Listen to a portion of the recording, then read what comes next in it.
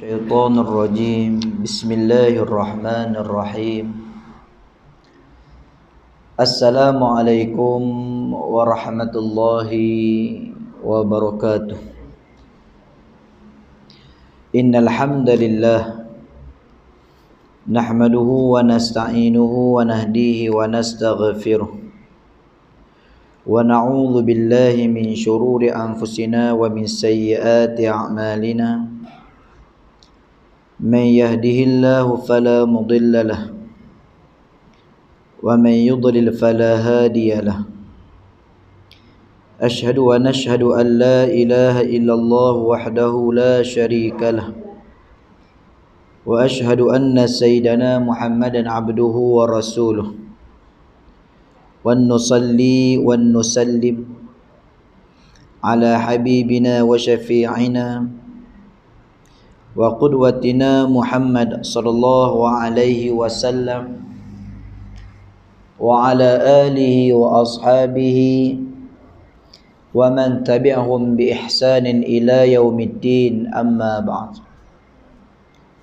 يا أيها الحاضرون اتقوا الله أوصيكم وإياي بتقوى الله فقد فاز المتقون قال الله سبحانه وتعالى في كتابه الكريم أعوذ بالله من الشيطان الرجيم بسم الله الرحمن الرحيم اقرأ باسم ربك الذي خلق.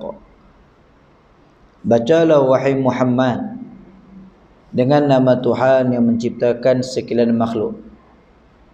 Suratul Alaq ayat yang pertama. Wa qala an-nabiy sallallahu alaihi wasallam man yuridillahu bihi khaira yufaqihu fid din. Barang siapa yang dikehendaki Allah kebaikan padanya, maka Allah akan memberikan kefahaman tentang agamanya. Hadis sahih, sadaqallahul azim wa sadaqan nabiyul karim. Yang dikasihi lagi dihormati yang berbahagia pengurusi, imam, seluruh ahli jawatan kuasa, muslimin muslimat, hadirin dan hadirat yang dirahmati lagi dikasihi Allah. Alhamdulillah, marilah sama-sama dan buat selamanya kita merafakkan kesyukuran kehadrat Allah Subhanahu wa taala, kerana dengan taufik dan hidayahnya, qudrah dan iradahnya, kita dipertemukan oleh Allah Subhanahu wa taala pada malam ini untuk sama-sama kita menyambung diskusi Qisasul Ghaib fi Sahih Hadis Nabawi. Kisah-kisah ghaib dalam hadis sahih oleh Prof. Dr. Omar Sulaiman Al-Ashqar rahimallahu ta'ala. Muslimin muslimat, hadirin dan hadirat yang dirahmati Allah. Pada malam ini kita akan melihat kisah yang ke-44 ataupun hadis yang ke-44, pertemuan Tamim Ad-Dari dengan Dajjal. Kita telah pun melihat pendahuluan kepada kisah dan hadis ini, dan kita telah pun membaca nas dan juga terjemahan kepada hadis yang panjang ini. Hadis yang menjadi salah satu premisa utama kepada Rasul dan juga umat Islam untuk mengetahui kewujudan, hakikat dan keberadaan serta kewujudan Masih Dajjal.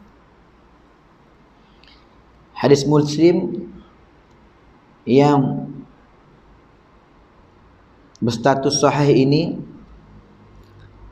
telah menceritakan tentang penemuan Ad-Dajjal laknatullah di zaman Nabi sallallahu alaihi wasallam. yang ditemui oleh salah seorang sahabat Nabi SAW yang baru sahaja memeluk Islam, yang telah menceritakan kepada Nabi SAW mengenai pertemuan ataupun penemuan tersebut.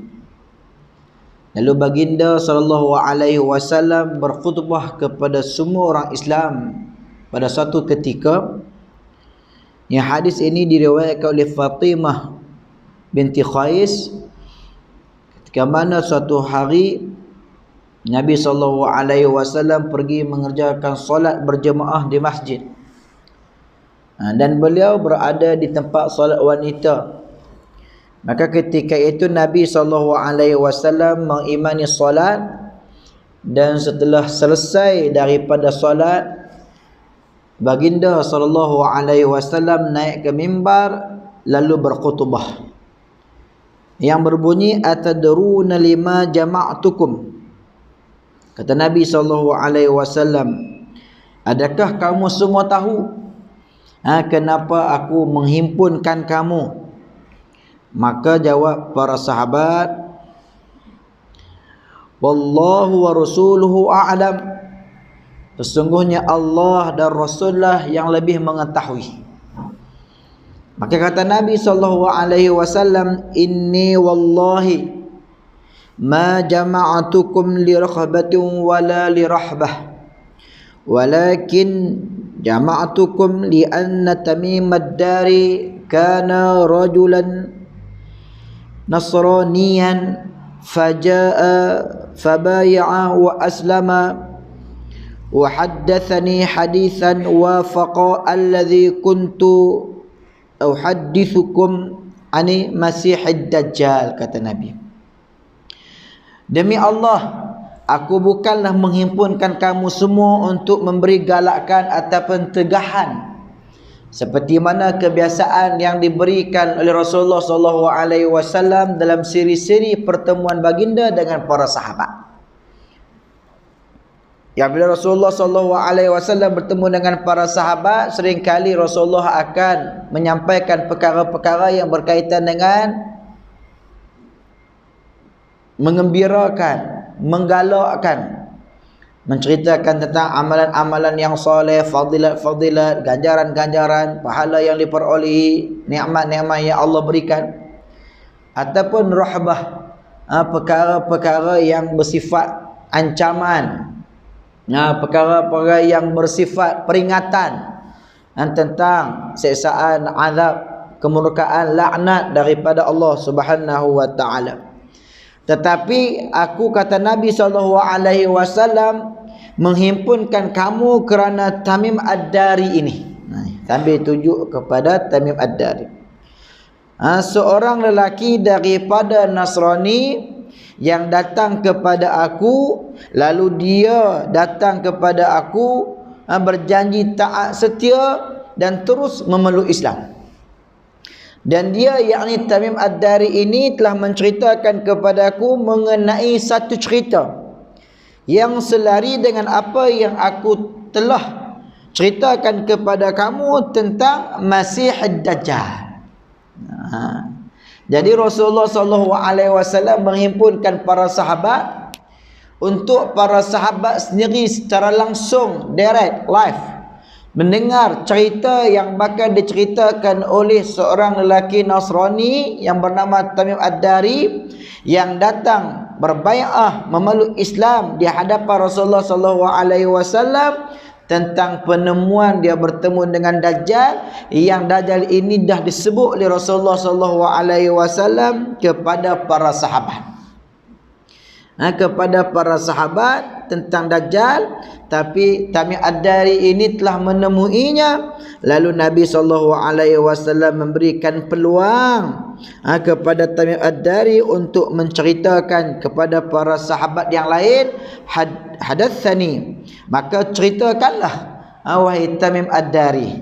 Maka Tamim ad-Dari ini pun dia cerita, Allahumma salli ala Muhammad, dengan panjang lebar. Ini kita telah baca dah pada pertemuan yang lalu, bagaimana Tamim ini memulakan ceritanya kepada Rasulullah sallallahu alaihi wasallam bahawa dia telah mengemudi sebuah kapal laut bersama dengan lelaki-lelaki daripada kalangan yang berupa peliklah penampilan dia dan juga mengidap penyakit kulit ataupun penyakit kusta. Lalu mereka di laut, di alun ombak yang kuat selama beberapa bulan di tengah-tengah lautan, yang menyebabkan akhirnya mereka terdampar di sebuah pulau yang ketika matahari terbenam. Kemudian mereka turun dan duduk berhampiran dengan kapal, dan mereka pun masuk ke dalam pulau tersebut.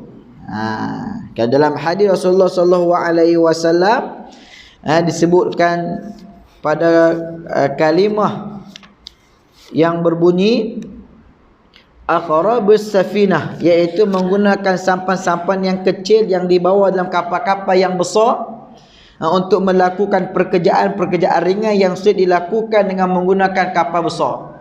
Mereka ni berlayar dengan menggunakan kapal besar, lalu mereka ni terombang-ambing dan mereka nak menyelamatkan diri, sehingga mereka berpindah daripada kapal besar tersebut duduk di kapal kecil, lalu mereka meneruskan perjalanan mereka sampai ke satu pulau. Macam kita pergi ke Tasik Kenyir itulah. Orang nak pergi ke Tasik Kenyir ni, houseboat tu ada fiber yang disediakan dah untuk memancing ikan ni. Orang-orang ni tangkap ikan ni, nak tahan ikan, nak muka ikan ni, dia masuk ke lorong-lorong, ke celah-celah aliran air sungai yang berada di sekitar Tasik Kenyir tersebut. Jadi mereka ni pun menggunakan sampan-sampan yang kecil tersebut sehingga sampai ke satu pulau. Dan bila mereka sampai ke situ, Tamim meneruskan ceritanya, ketika dia berada di dalam pulau tersebut, mereka terjumpa seekor binatang yang terlalu lebat dan banyak bulunya. Mereka tidak tahu di mana bahagian tubuh dan juga di mana bahagian belakang dia. Dan tak tahu sebab bulu tu menguasai fizikal makhluk tersebut, sehingga tidak mengetahui mana depan, mana belakang. Rupanya sangat-sangat pelik dan terlalu banyak bulu. Mereka bertanya kepada binatang tersebut dengan katanya, celakalah kamu. Kamu ni binatang jenis apa? Tak pernah jumpa. Kamu ni binatang jenis apa? Maka takdir Allah Subhanahu wa taala dalam kisah Tamim Ad-Dari ini, binatang tersebut dia boleh berkata-kata. Falaqiyatna dabatun ahlaba kathirus sya'ar. Nak cerita binatang ni lebat bulu dia sehingga tak tahu mana depan mana belakang. Wailak ma ant. Celakalah kamu, siapakah kamu ni? Binatang jenis apakah kamu ni? Maka takdir Allah Subhanahu wa taala, faqalas ana jassasah. Maka kata binatang ni, aku adalah jassasah. Maka dijelaskan oleh pengarang kitab kita ni, jassasah ni apa dia? Dia adalah nama makhluk. Kalau dilihat kepada kalimah ini, dia kalimah muannas. Sama ada binatang tu dia betina ataupun memang namanya itu adalah nama muannas, nama perempuan. Biasalah kadang-kadang nama perempuan orang lelaki ada. Apa biasa nama lelaki? Nama orang perempuan yang lelaki pakai. Biasanya Busyra. Busyra ada juga nama orang lelaki. Sedangkan lebih mirip kepada orang perempuan. Dia ada Allah muannas kalimat kepada kalimah yang mempunyai alamatul muannas, tamarbutah dan sebagainya, dan dia ada Allah muannas kalimah perempuan yang hakikat dia memang pakai untuk perempuan, tak perlu datangnya alamat. Contohnya macam Zainab, memang nama perempuan lah ni. Takkan orang lelaki nak pakai. Walaupun Zainab ni tak ada tanda-tanda pada kalimah sebut sebagai tanda muannas, seperti mana ada tanya marbutah, Fatimah, Ruqiyah sebagai contoh ada. Jadi nama binatang ni adalah jassasah, yang dinamakan dengan demikian itu kerana jassasah ini dalam arti kata yang lain, dia ini sebagai pegawal kepada apa yang ada pada kisah yang seterusnya pada hadis ini. Mudah kita kata Dajjal yang dalam tu dia sebagai pengawal ataupun yang mengintai-intai khabar-khabar untuk Dajjal.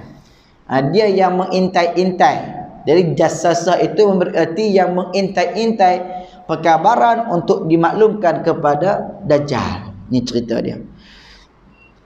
Maka binatang itu berkata, wahai kamu semua, pergilah berjumpa dengan manusia yang berada dalam tempat pertapaan di dalam sana tu. Dia sangat memerlukan maklumat daripada kamu. Maka di atas dasar inilah mungkin namanya al-jassasah, yang mengintai-intai maklumat untuk disalurkan, untuk disampaikan kepada Dajjal. Maka Tamim Ad-Dari pun menceritakan lagi kepada Nabi SAW setelah binatang tersebut menceritakan mengenai ciri-ciri manusia yang berada dalam bilik itu, maka kami pun pergi meninggalkannya. Berkemungkinan binatang itu adalah syaitan. Bagi anggapan Tamim Ad-Dari melihat binatang tersebut yang pelik penampilan dia. Lalu Allahumma salli ala sayyidina Muhammad, mereka pun masuk ke dengan lebih dalam sehinggalah memasuki bilik tersebut, dan di dalamnya terdapat seorang manusia yang paling besar pernah kami lihat yang diciptakan di dunia ini, dan sangat teguh tangannya sehingga leher dan lutut, sehingga tumit dirantai dengan besi. Dia sangat besar tubuh badan dia, dan tangan serta lehernya dirantai ketika mana ditengokkan keadaan tersebut. Dia dirantai pada waktu tersebut. Maka manusia itu berkata, maka mereka pun bertanya, siapakah kamu? Siapakah kamu? Maka manusia berada dalam itu pun menjawab, sesungguhnya kamu telah mengenai diriku, maka ceritakanlah mengenai kamu semua.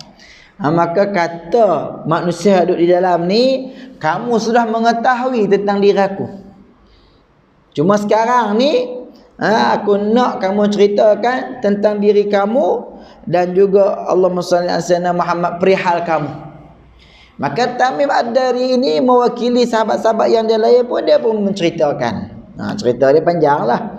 Kami adalah manusia berbangsa Arab yang pergi berlayar di atas lautan, lalu kami telah sesat hilang arah, hilang harah, hilang Allahumma salli laluan ketika kami berada di lautan, ketika kami sedang leka menentukan arah, dan juga kami sesat.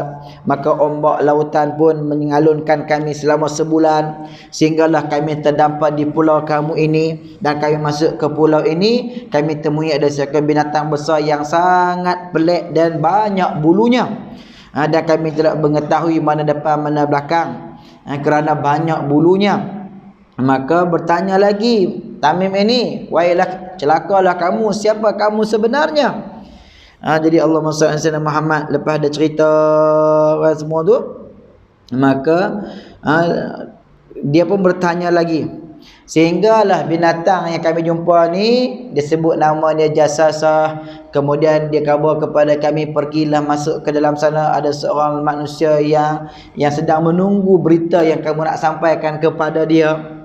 Dia cerita ni daripada mula dia naik kapal layar sampai dia terdampar, sampai dia jumpa jassasah, dan sehingga jassasah tu menyuruh mereka ni masuk ke dalam bertemu dengan dia. Sampai ke situ dia cerita.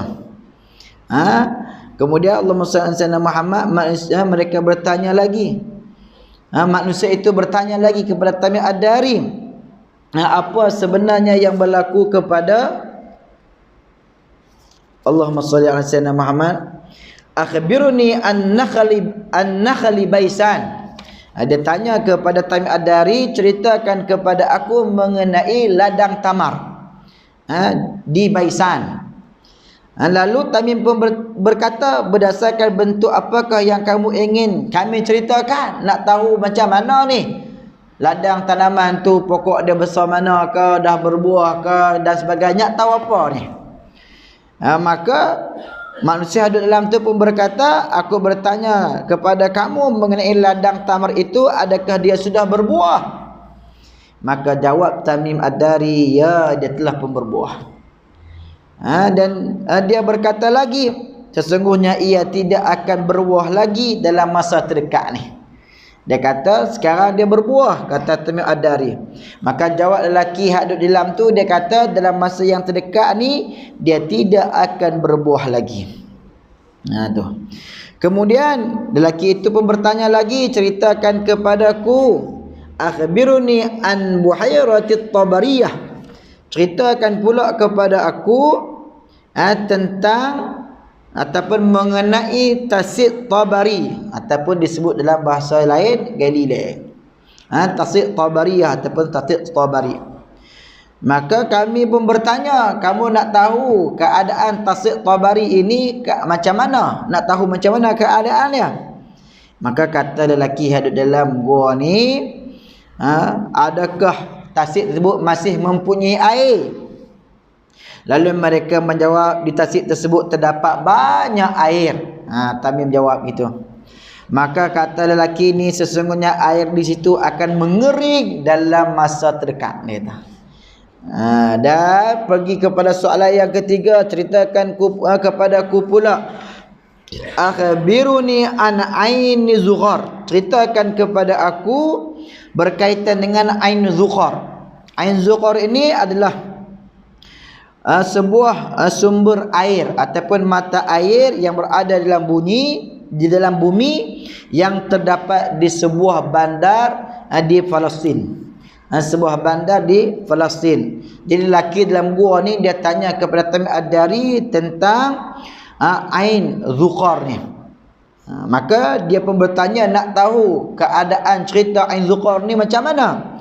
Maka dia pun bertanya, adakah ain zughar itu masih mempunyai air?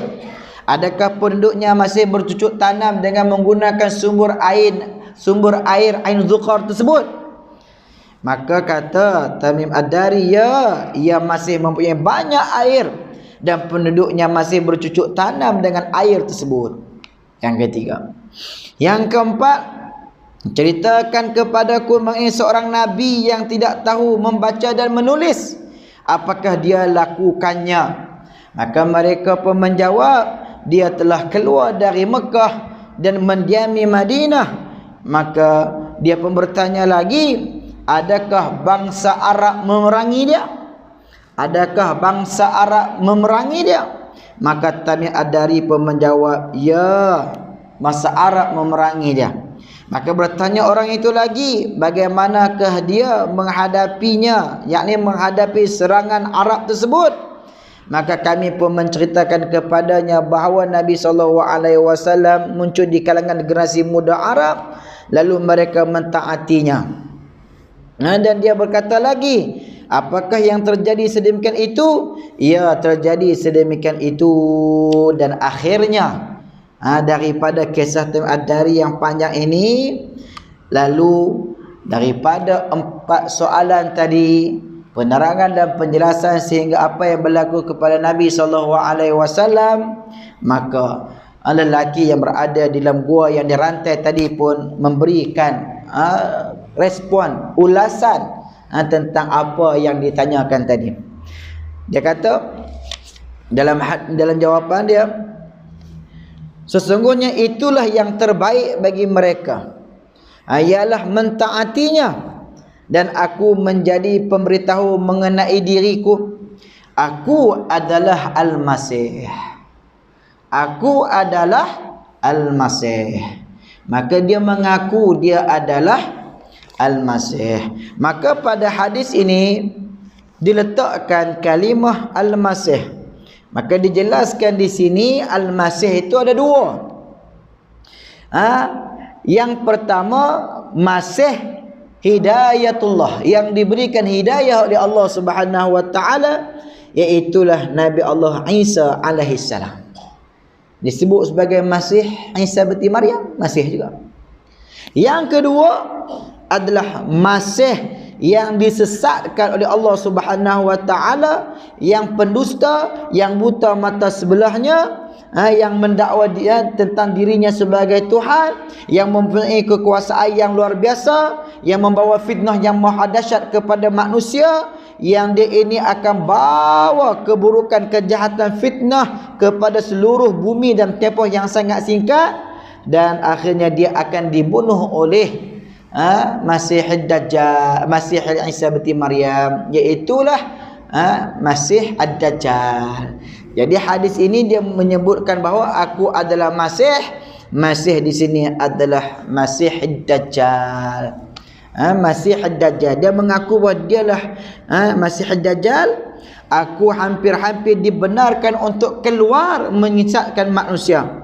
Lalu setelah aku dibenarkan, aku akan keluar menjelajah seluruh dunia, dan aku tidak membiarkan sebuah kampung pun, melainkan aku mencerobohinya. Semuanya berlaku dalam tempoh 40 hari, kecuali Mekah dan juga Taibah, iaitu Madinah Al-Munawwarah, yang kedua-duanya ini aku tidak boleh masukinya. Kedua-duanya diharamkan kepadaku untuk mencerobohinya. Setiap kali aku ingin memasuki salah satu daripada keduanya, Mekah dan juga Taibah, Madinah ini, aku akan bertemu dengan malaikat yang menjaganya dengan pedang yang terhunus di tangannya dan menghalang aku daripada memasukinya, dan sesungguhnya di setiap sudut terdapat malaikat yang menjaganya. Ini cerita Tamim Ad-Dari kepada Nabi SAW, yang akhirnya membawa dia menerima Islam dan membenarkan apa yang diceritakan oleh Rasulullah SAW kepada para sahabat radhiyallahu alaihim ajma'in tentang Dajjal. Sebelum daripada itu, maka apabila diceritakan oleh Tamim Ad-Dari ini, lebih memperkukuhkan lagi, lebih memperkuatkan lagi, menjadi burhan, jelas, bukti yang jelas akan kewujudan Masih Ad-Dajjal. Jadi secara ringkas kita melihat syarah hadis ini, Tamim bagaimana ia memberitahu Rasulullah SAW bahawa bersama-sama dengan serombongan bangsa Arab dari dua kabilah. Kabilah di sini kabilah Laqam dan juga Juzam. Mereka ini seramai 30 orang, berlayar di lautan untuk suatu tujuan seperti mana perniagaan ataupun seumpamanya. Demikianlah orang-orang yang berada di tepi laut seperti penduduk Palestin, mereka sentiasa mengharungi lautan dan musafir untuk menjalankan perniagaan mereka. Jadi syarah ini dia menceritakan tentang apa yang diceritakan oleh Tamim Ad-Dari ini, rentetan daripada hadis tersebut, sehinggalah mereka ini diperkenalkan oleh Al-Jassasah ini dengan seorang lelaki, yang lelaki ini dia mengemukakan 4 soalan. Soalan yang pertama berkaitan dengan nakal baisan, Allahumma salli ala Muhammad, pokok kurma baisan. Yang kedua dia bertanyakan tentang Buhairah Tabariyah, tasik Tabariyah ataupun Galilea ini. Yang ketiga adalah berkaitan dengan Ain Zukhar yang berada di Palestin. Yang keempat dia bertanyakan tentang Rasulullah sallallahu alaihi wasallam. Jadi di antara pengajaran iktibar yang kita boleh ambil daripada hadis yang panjang ini, yang pertama sekali, benar dan sahih tentang kewujudan Dajjal yang menjadi salah satu tanda daripada tanda-tanda besar kiamat. Yang keluarnya Dajjal ini membawa peranan dia yang tersendiri, yang telah ditakdirkan Allah kepada dirinya dan juga kepada manusia di akhir zaman, untuk membawa fitnah, keburukan, kejahatan, malapetaka yang besar kepada dunia. Yang kedua, bagaimana perkara-perkara yang disebut dengan perkara-perkara yang ghaib ini tidak ada yang mengetahuinya melainkan Allah Subhanahu wa taala. Hatta Rasulullah sallallahu alaihi wasallam sekalipun tidak mengetahui alam ghaib, melainkan apa yang disampaikan Allah kepada baginda, sama ada malaikat Jibril wahyu daripada Al-Quran dan Sunnah, ataupun dengan pengkisahan penceritaan termasuk apa yang diceritakan oleh Tamim Ad-Dari ini tentang kewujudan, tentang keberadaan Masih Ad-Dajjal. Sebagai bukti Allah Subhanahu wa taala berfirman dalam suratul A'raf, surah yang ke-7 ayat 88, qul la amliku nafsi naf'an wala darra illa ma syaa Allah walau kuntu a'lamul ghaiba lastakthartu minal khair wa ma massani yasu inna ana illa nadhirun wa basyirun liqaumin yu'minun. Katakanlah wahai Muhammad, aku tidak mempunyai kuasa mendatangkan manfaat bagi diriku dan tidak pula mempunyai kuasa menolak kemudaratan kecuali ia kehendak daripada Allah Subhanahu wa taala. Dan andai kata aku mengetahui yang ghaib, tentulah aku mempunyai kebaikan yang banyak-banyaknya dan aku tidak akan ditimpa kemudaratan. Aku tidak lain hanyalah pemberi peringatan, pembawa berita gembira kepada orang-orang yang beriman. Begitu juga dalam hadis, dalam ayat-ayat yang lain, dalam hadis-hadis yang lain, jelaslah kepada kita tidak ada siapa yang mengetahui tentang perkara yang gaib ini melainkan Allah Subhanahu wa taala. Bahkan sekiranya ada seorang yang berhukum ataupun yang mengaku, yang mendakwa bahawa dia mengetahui perkara-perkara yang gaib, Syekh Muhammad Saleh Al-Utsaimin mengeluarkan satu kenyataan, satu fatwa di dalam kitab Majmu' Fatawa Arkanil Islam. Orang yang mengaku bahawa dia mengetahui akan perkara-perkara yang gaib, dia adalah kafir, kerana ia mendustakan Allah Subhanahu wa taala. Allah Subhanahu wa taala berfirman dalam surah An-Naml ayat 65, qul la ya'lamu man fis samawati wal ardil ghaiba illa Allah wa ma yash'uruna ayyana yub'atsun. Katakanlah, tidak ada seorang pun di langit dan di bumi mengetahui perkara-perkara yang gaib illallah. Maka kalau dia kata dia mengetahui perkara yang gaib, maka dia jatuh kafir.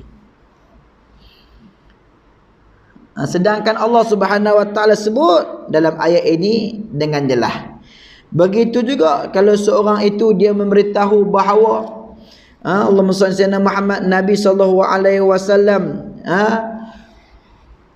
dia tidak mengetahui juga perkara-perkara yang gaib, maka dia mendustakan apa yang datang daripada Nabi sallallahu alaihi wasallam. Sedangkan Nabi itu as-sidqu wat tabliqu, dia yang benar, dia menyampaikan segala apa yang diperintahkan Allah oleh Tuhan. Mana mungkin Nabi sallallahu alaihi wasallam nak menyembunyikan perintah-perintah Allah untuk umat dia. Dan sekiranya dia menyatakan bahawa Nabi itu tidak mengetahui alam ghaib, dia sahaja yang mengetahui alam ghaib, dia turut membawa kepada pendustaan yang boleh membawa kepada kekufuran, gugur iman dia. Maka sebab itu setiap perkara yang berkaitan dengan ilmu ghaib ini disandarkan kepada hukum yang utama, ada Al-Quran dan juga hadis-hadis sahih dan hasan daripada Nabi SAW. Yang ketiga, hadis ini nak memberikan pengajaran kepada kita tentang di antara tanda-tanda, kata ulama, keluarnya Dajjal di akhir zaman dengan adanya 3 indikator yang disebutkan oleh Dajjal tadi tentang tempat-tempat yang disebutkan tersebut. Tentang soalan yang dia tanya tadi itu ada 4. Berkaitan dengan pokok kurma, kalau dia masih berbuah lagi akan sampai masanya dia tidak berbuah. Ain Zuqar, sekarang ni dia tengah mengeluarkan air, sampai masa yang dia tidak akan mengeluarkan air. Buhairah Tabariyah, Tasik Galilei, sekarang ni dia mengeluarkan air, sampai masanya dia akan mengering. Maka itu menjadi tanda-tanda awal akan saat tibanya keluarnya Dajjal yang diikat, yang dibelenggu, yang dirantai ni. Ini disebut sebagai maklumat awal, notis awal. kepada umat manusia akan wujudnya Dajjal dan bila serta masanya dia akan keluar. Waktu yang tepat, pukul berapa, hari apa, minggu apa, bulan apa, tahun apa, tidak. Tapi dia diukur daripada suasana, keadaan, geografi, tempat-tempat yang disebutkan oleh Dajjal ketika mana bertanyakan soalan kepada Tamim Ad-Dari ini. Sebab itu kalau kita lihat banyak kajian-kajian yang dibuat, sama ada di kalangan ahli geografi, cendekiawan Islam, melihat keadaan-keadaan tempat-tempat yang disebutkan ini, maka kalau kita lihat ada kawasan-kawasan yang sudah mengering dan sebagainya, maka tak lama bagi pandangan mereka, wallahu a'lam, dan mereka mengukurnya, mereka menisbahkannya kepada perkara-perkara tersebut. Yang keempat, bagaimana hadis ini akhir pada soalan tersebut, bertanyakan kepada Tamim Ad-Dari tentang seorang lelaki, Allahumma salli ala sayyidina Muhammad, yang bernama Muhammad bin Abdullah. Dia bertanyakan kepada Allahumma salli ala Muhammad Tamim Ad-Dari mengenai seorang nabi yang tidak tahu membaca dan tidak tahu menulis. Maknanya Dajjal ni educated juga orang dia. Orang yang berilmu pengetahuan lah. Orang yang ada maklumat informasi tentang Nabi SAW. Tak mana mungkin dia bertanya kepada Tamim Ad-Dari tentang diri Rasulullah SAW, yang Rasulullah SAW ini dia ummi. Akhbiruni an-nabiyil ummiyin, khabarkan kepada aku, ceritakan kepada aku seorang nabi yang tidak tahu membaca dan tidak tahu menulis. Dah dia tahu mana benda ni. Maknanya dia juga mendapat ilmu daripada Allah Subhanahu wa ta'ala. Maka dalam erti kata yang lain, manusia yang menyeleweng daripada ajaran Islam yang sebenar, menyeleweng daripada Al-Quran dan Sunnah, bukan sebarangan orang. Kadang-kadang dia cerdik, bijak, baca Al-Quran, baca hadis, terang ayat Quran, terang hadis, tapi cara pemahaman, cara penerangan dia menyeleweng daripada kehendak yang dikehendaki oleh Allah dan juga Rasul, yang akhirnya dhallu fa'adhallu, dia sesat dan dia membawa kepada kesesatan. Bukankah dalam surah Jum'ah Allah sebut wallazi ba'atha fil ummiyin, Allah yang mengutuskan kepada kamu seorang nabi ummi, kepada bangsa yang ummi, bangsa Arab. Tapi Dajjal dia tahu bahawa nabi ini nabiil ummiyin, nabi yang ummi. Maknanya orang terpengaruh, orang terikut dengan aliran-aliran yang ada pada hari ini, semua kadang-kadang yang berdasarkan dengan doktrin ism, pemikiran-pemikiran yang sonsang dan juga yang menyeleweng daripada kehidupan manusia. Dan bagaimana Dajjal sendiri, yang kelima, yang terakhir, mengakui akan kebenaran yang dibawa oleh Nabi SAW, dengan dia menyatakan bahawa bagaimana keadaan kamu, bagaimana keadaan bangsa Arab kepada kehadiran Nabi ini, mereka memeranginya, dan bagaimana Nabi SAW berhadapan dengan serangan orang Arab ni. Maka Tamim Ad-Dari pun menyebut bahawa di kalangan orang-orang muda ini muncul Allahumma salli ala Muhammad, mempertahankan Rasul SAW dan juga taat kepada dia. Usikum bisyababil khair fa innahum arifqu afidah, laqad ba'athani Allah bil hanifiyyati samhah fahalafani syabab wa khalafani syuyukh. Ada orang menyatakan dia adalah hadis kata-kata Nabi SAW. Ada orang menyatakan dia kata-kata para sahabat. Walaupun begitu, kata-kata ini nak menunjukkan bahawa Nabi memberikan wasiat pesanan kepada manusia supaya menangani keadaan pemuda-pemuda ini dengan cara yang baik. Kerana jiwa mereka tu jiwa yang sangat lembut, jiwa yang sangat lunak. Mereka punya semangat yang tinggi untuk agama Allah. Fahalafani syabab, yang bersama-sama dengan aku dalam perjuangan awal gerakan dakwah Rasulullah SAW di Madinah dan juga di Mekah, semuanya kebanyakan adalah orang muda. Ali bin Abi Talib, Abu Bakar As-Siddiq, Umar Al-Khattab, Mus'ab bin Umair, Muaz bin Jabal, yang sebut lepas daripada tu banyak. Semua mereka ni adalah digelar dari orang yang muda. Fakhalafani syuyukh, yang menentang aku, yang menyalahi seruan dakwahku ada di kalangan orang tua. Maka sekarang ni kita duk undi 18. Ni ujian yang Allah Ta'ala bagi. Usikum bisyababil khair, kata Nabi.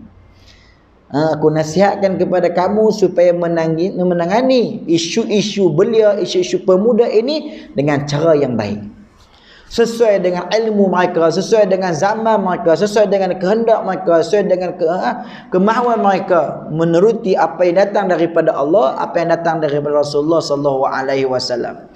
Maka apabila Tamim Ad-Dari memberikan jawapan bahawa di kalangan pemuda-pemuda ini banyak yang bersama dengan Nabi ini, bahkan taat dan patuh kepada dia, maka apa kata Dajjal? Apa kata Dajjal? Itulah yang terbaik.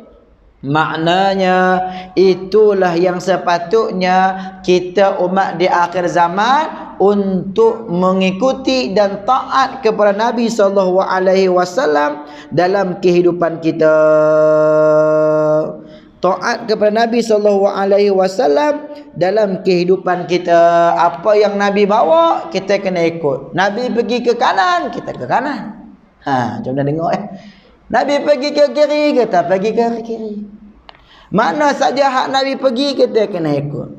Sebab di antara perintah daripada Allah dan juga Nabi, ikut Allah, ikut Rasul. Bukti seorang itu dia cinta Allah, dia ikut Nabi. Qul in kuntum tuhibbunallah fattabi'uni yuhibbukumullah. Sekiranya mereka menyatakan mereka itu mencintai Allah, fattabi'uni, maka ikutlah aku. Ma atakumur rasulu fakhuzuh wa ma nahakum anhu fantahu. Apa yang Nabi SAW bawa, fakhuzuhan bi'ah. Jangan ulah macam-macam sangat. Jangan buat pelik-pelik sangat. Ma atakumur rasulu fakhuzuh wa ma nahakum anhu fantahu. Apa yang Nabi tegur, apa yang Nabi larang, tinggalkanlah. Jadi kalau kita taat pada Allah, pada Rasul, kita ikut panduan Al-Quran dan juga Sunnah, apa yang dibawa oleh Nabi SAW, hidup kita selamat, jauh daripada fitnah. Sekarang ni fitnah banyak sangat. Orang bukan agama, orang bukan agama, orang beragama, orang agama, orang Islam, orang Islam, orang bukan Islam, orang bukan Islam. Bawa benda yang tak sepatutnya dalam masyarakat. Bawa benda yang menimbulkan 1001 persoalan, perbalahan, persengketaan. Kalau bawa apa yang Allah cerita dalam Al-Quran, apa yang Nabi cerita dalam Al-Quran, dan juga Rasul SAW dalam hadis baginda, kita selamat. Di antara ciri-ciri Dajjal ni, dia mengeluarkan benda-benda yang membawa fitnah pada orang. Dia bawa benda-benda hak karut marut. Dia bawa kenyataan-kenyataan yang pelik-pelik. Wallahu a'lam lah apa tujuan, apa asbab dia, apa motif dia. Tapi hak paling penting, ranking dia naik. Apa yang paling penting, nama dia suhu. Apa yang paling penting, dia ada pengikut yang ramai, yang ta'assub. Nah, akhirnya menjadi perbalahan, fitnah, agamuan, maki hang aku. Keluar kenyataan-kenyataan yang pelik-pelik. Menjadi fitnah kepada agama kita. Bukankah di antara ciri-ciri Dajjal itu membawa fitnah? Dajjalun kadzabun, kata Nabi dalam satu hadis yang lain. Ada di akhir zaman anak-anak murid Dajjal. Bukan nak kata mereka tu Dajjal, tak. Tapi kita berusaha untuk mengekang, menjaga, memelihara diri kita daripada mengeluarkan sesuatu kenyataan, daripada melakukan sesuatu tindakan yang boleh membawa kepada perpecahan, yang boleh membawa kepada perbalahan. Hak di institusi keagamaan, Majlis Surah, hak satu tu. Institusi kepartian politik pun sama juga. Allah sebut dalam Al-Quran, wa'tasimu bihablillahi jami'a. Berpegang teguhlah kamu pada tali Allah, jangan berpecah belah. Nabi SAW menyebut al-muslimu aqul muslim. Orang Islam itu saudara bagi orang Islam yang lain. Jangan menyakiti dia, jangan menzalimi dia, jangan melukainya. Tapi di atas dasar politik kepartian, di atas politik kaum bangsa, kita sanggup berbalah maki hamun sama kita. Hak sonok dia pada orang Cina, orang India, orang bukan Islam, hak yang dapat. Kelebihan daripada persengketaan, daripada perbalahan. Hak kawan ni pergi kata kat kawan ni, hak kawan ni pergi kata kat kawan ni. Lagi mana kita duduk sengak, kita tak balas respon, kita tak kata apa lagi tu, dia duduk hentam kita lagi tu, dia duduk kata pada kita. Dan kita duduk bagi respon, dia duduk kata, inilah punca pembelahan, inilah punca hak yang berlakunya persengketaan. Dia tuduh kita pula punca. Ni ujian yang Allah Ta'ala bagi pada kita. Baik dalam institusi keagamaan, majlis surau, pondok, tempat pengajian, ataupun dari sudut kepartian politik pun terjebak sama dengan perkara-perkara yang macam ni. Sedangkan Nabi SAW mengajak manusia untuk kembali kepada Allah, dan Dajjal sendiri pun mengiktiraf mereka yang taat kepada Allah dan juga Rasulnya, itulah kata Dajjal sebaik-baiknya. Dajjal sendiri pun akui benda tersebut. Maka membenarkan kebenaran kerasulan dan kenabian Nabi SAW. Nah, wallahu subhanahu wa ta'ala alam. Setelah sudah perbahasan kita berkaitan dengan hadis yang ke-44, kisah yang ke-44 tentang pertemuan Tamim Ad-Dari ini dengan Dajjal, serta 5 pengajaran iktibar, hikmah yang kita boleh ambil daripada hadis yang panjang ini. Akhirnya berusahalah untuk terus meningkatkan ketakwaan kita kepada Allah Subhanahu wa ta'ala, dan keterikatan kita dengan sunnah Rasulullah SAW. Lebih-lebih lagi kita berada dalam bulan Rajab ni, yang menjadi salah satu bulan-bulan haram. Maka kata Ibnu Abbas yang dinakalkan oleh Ibnu Katsir dan kitabnya Tafsir Al-Quranul Azim, kelebihan mereka yang berada di dalam bulan-bulan haram ini, setiap perkara-perkara yang maksiat, yang derhaka yang mereka lakukan kepada Allah akan dilipat gandakan kepada mereka. Begitu juga sebaliknya, setiap amalan-amalan baik, amalan-amalan taat, kebaikan solehan, amalan soleh yang mereka lakukan, turut akan dilipat gandakan oleh Allah Subhanahu wa ta'ala kepada mereka di dalam bulan-bulan haram ini. Maka ambillah peluang, ambillah kesempatan untuk kita melipat gandakan amalan-amalan kita dalam bulan ini. Dan masa yang sama kita cuba mengharamkan diri kita. Bukan cuba, dah kena buatlah. Seperti mana kemuliaan pada bulan Rajab, bulan haram ini, kesuciannya, kemuliaannya, penghormatannya, kita jaga diri kita, jaga lidah kita, jaga tingkah laku kita daripada terjebak dalam melakukan perkara-perkara yang membawa, yang menjerumuskan kita ke kancah fitnah dan juga ke kancah kemaksiatan kepada Allah Subhanahu wa ta'ala. Mudah-mudahan Allah merahmati dan Allah Subhanahu wa ta'ala meridai kita. Untuk yang akhirnya, pada malam ini saya membawa satu hajat untuk sama-sama kita membantu bagi menyempurnakan bayaran hutang yang tertunggak pembinaan Pasti Bistari Nur Iman Kampung Payuh, pasti yang saya dan sahabat-sahabat usahakan. Alhamdulillah kita dah siap bangunan tersebut, dah mula dah operasi pasti kita tu pada bulan 1 yang lalu, bulan lepas. Cuma kita masih ada lagi hutang pada pihak kontraktor. Kontraktor baik. Sebab apa? Orang yang buat tu pun baik, Allah hantar kontraktor yang baik. Jadi dia buat dulu, bayar sikit-sikit ustaz. Ada pitih bayar, ada pitih bayar. Jadi di atas tanggungjawab, di atas kepercayaan yang diberikan, kita berusahalah setiap bulan 10,000 kita akan langsaikan hutang kepada beliau insya-Allah, sehinggalah sampai bulan 3 ni dapat menyelesaikan hampir 30,000 lagi lah yang berbaki. Jadi kalau ada sahabat-sahabat muslim-muslimat yang ingin untuk bersama-sama dengan amal jariah ini, bolehlah sama-sama kita berkat sumbang dalam tabung yang kita sediakan di belakang sana tu insya-Allah. Dan sekiranya ada yang nak transfer dalam akaun Pasti, kita juga ada bawa kupon di kupon sebut ada nombor akaun. Tuan-tuan koyaklah kupon sebut, tuan-tuan balik bila-bila ada kelapangan, ada rezeki yang murah Allah Taala bagi, boleh transfer insya-Allah. Mudah-mudahan Allah Subhanahu Wa Taala memberikan limpahan kurniaan rezeki kepada kita dengan apa yang kita lakukan pada malam ini insya-Allah. Yang baik daripada Allah, yang lemah terkasar bahasa kelemahan saya sendiri. Subhanakallahumma wa bihamdik asyhadu an la ilaha illa an astaghfiruka wa natubu ilaih. Wa sallallahu ala Muhammad wa ala alihi wa sahbihi wa baraka wa sallam. Walhamdulillahi rabbil alamin wa billahi taufiq wal hidayah. Wassalamu alaikum warahmatullahi wabarakatuh.